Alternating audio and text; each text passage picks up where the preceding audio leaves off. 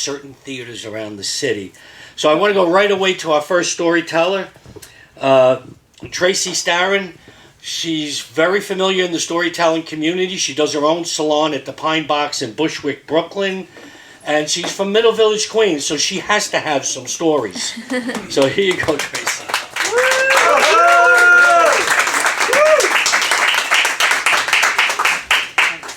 So I'm hanging out on the corner, the one that my long-haired, leather-jacketed tribe takes residence at night, and in front of the candy store on the corner of Metro and Fresh Pond in Ridgewood, Queens.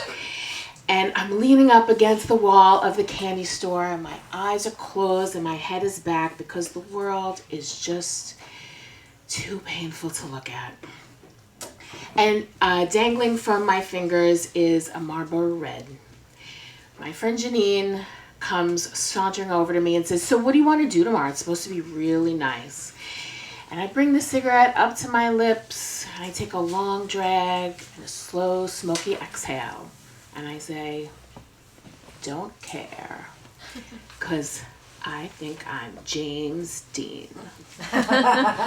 We hardly ever do anything, really. We go to the movies, we go to the bowling alley, we go to the mall, we hang out in front of the candy store, we hang out in the park, because these are places that are easy to get to, and they're cheap, because we never have any money. And they're places that don't mind having us there with all of our long hair and our leather jackets. So this is how we find ourselves at a total loss the next afternoon as we're standing on Janine's stoop, thinking of something to do on this beautiful summer Saturday afternoon. One of those rare New York City summer Saturday afternoons where it's warm but not hot, and sunny but not humid, the kind of thing that makes you want to do something outside. But the fish belly pallor will let anybody know that we are what you might call indoorsy.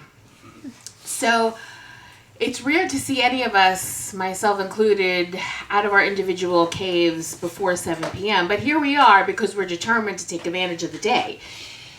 But we can't think of anything to do. Some ideas have been thrown out: the beach, Rockaway Beach, the Bronx Zoo, the aquarium, but it's already after 12 o'clock, and all those places are far on the subway, and it's too late to start. And the Bronx Zoo and the aquarium are a little rich for our blood. So we're standing there, staring at our shoes, watching the day fade away. A couple other ideas have been thrown out. Our friend Lisa says, "Let's just go to the mall." And Janine says, "No, we're going to do something outside." And Lisa says, "So let's walk to the mall." Janine shoots her a look. She's not amused. And I'm thinking I should have just stayed in bed and slept till 2 like I usually do, because I hate this. And our friend Christy says something like horseback riding, and we all shoot her a look. We all grew up in Maspeth. None of us know anything about horseback riding. And finally, Janine's boyfriend pipes up. He's a couple years older than us, and he's been quiet up until now, and he says, "How much money do we all have? Come on, let's see." And we all dig into our pockets and pull out sweaty wads of dollar bills. $5 here, $4 there. He counts it up. It's about $30. And he jumps up and starts to walk around the corner. "Where are you going?" And he says, "Come on, we're going to have a picnic." And he waves us all to follow him. A picnic? A picnic? What the hell kind of picnic are we going to have? There's no grass anywhere around here. And eating a piece of pizza on a park bench is not a picnic. But we follow him just to see what the hell he's talking about. And we go to the supermarket around the corner, and he's moving up and down the aisles like a man with a mission. And he picks up a package of chopped meat and buns and charcoal and paper towels and a bunch of other stuff. And he pays for it with the money we gave him and gets a bunch of his change in quarters and goes outside to the payphone. Yes, the payphone, ladies and gentlemen, because this is 1989. And he starts feeding the payphone and calling a bunch of people and saying, "Hey, it's me. Meet me in the park right now. We're having a barbecue. Bring shit." And we're like, "A barbecue? What? We don't have any. What are you talking about?" We We go back to Janine's house. He goes inside her house. He grabs the rack out of the oven and a spatula. And he comes out front and he grabs the lid off the metal garbage can. And off we go to the park, all of us still completely clueless. Coming in the other side of the park is our friend Chris. And he's got a package of hot dogs and buns.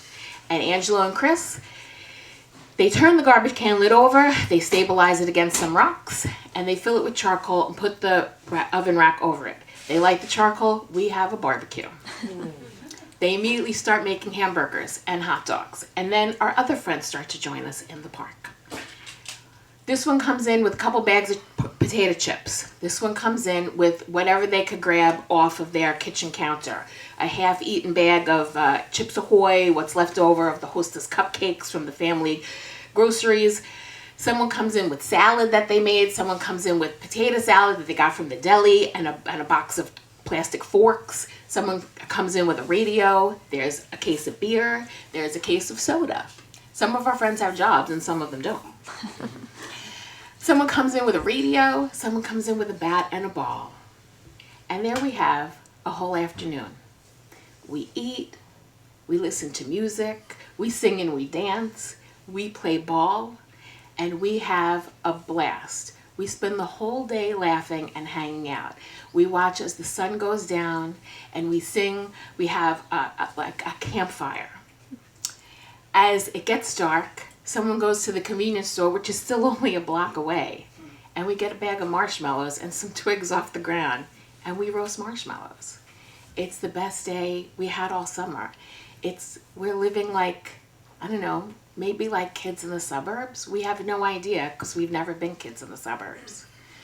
And when it's late and curfews are approaching, we throw everything, all the trash, all the beer bottles, all the potato chip bags in the big barrel in the park.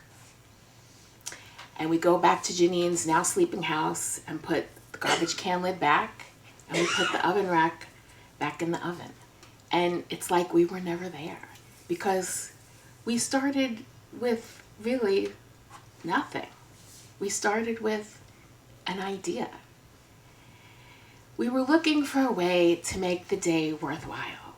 And all we needed to make the day worthwhile was us. All you need is a good idea and some people to carry it out. Thanks.